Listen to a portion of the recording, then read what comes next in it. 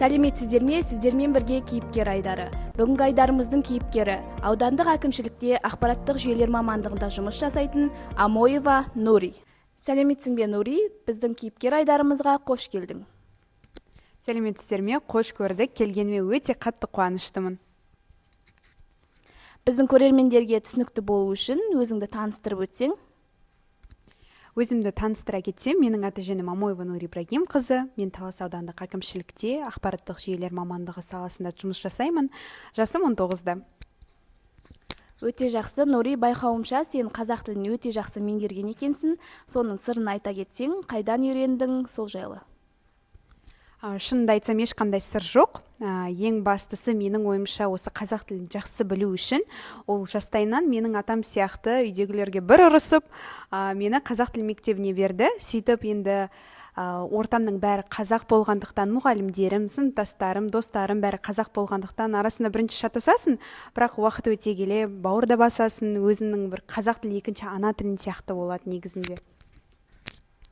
Қазіргі жасап жатқан жұмысың өз таңдауыңмен бе, әлде біреудің көмегі болды ма?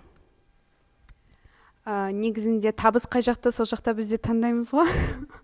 Бірақ шынымды айтсам, өзім кішкене компьютерге жақын адаммын. Кішкентай кезінен бастап үйдегілерден телефон сұрап, сосын ноутбук сұрап, мамамен бүйтем, сөйтем, фотошоппен айналсам, канвамен жұмыс жасаймын дегендей, сосын уақыт өте келе өйстіп өзім ақпараттық жүйелер мамандығын таңдадым. Жас болғаннан кейін бос уақытта дамумен айналысқың келеді, жаңа нәрселерді үйренгің келеді деген секілді.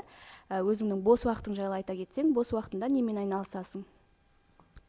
Бос уақыт көп емес, бірақ бар болғандықтан онда кішкене табыспен өткіземіз. Негізінде өзімнің сүйіктісі маған өте қатты ұнайды. Қазіргі таңда екінші жұмысым деуге де болады. Мен балаларға, кішкентай балаларға, үлкен кісілерге қазақ тілін, жалпы қазақ тілін қалай үйренуге, ағылшын тілінен курс беріп жүрмін онлайн форматта, Zoom арқылы, WhatsApp желісі арқылы.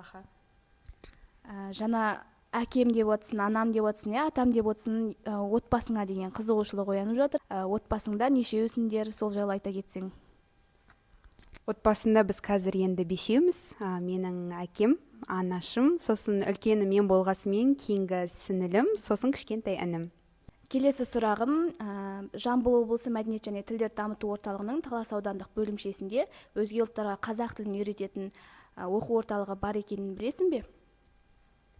Негізінде бір уақытында оқыдым. Қазіргі таңда Анар әпкей біздің жалпы бір группа ашып қойған. Осы группада біз көбінесе, мен енді таза қазақша керемет білем деп айта алмаймын. Өзімнің де бір ғылыми түсінбейтін сөздерім бар, әдеби түсінбейтін сөздерім бар. Сол осы Анар Оспанова арқылы көп сөздерді танып біліп отырмыз.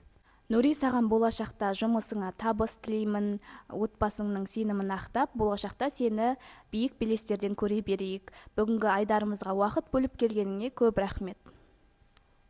Көп рахмет. Айтқандарыңыз келсін, сіздерге де осыны айтып жатқан тілектеріңіз 100 есе қайтарылсын сіздерге де.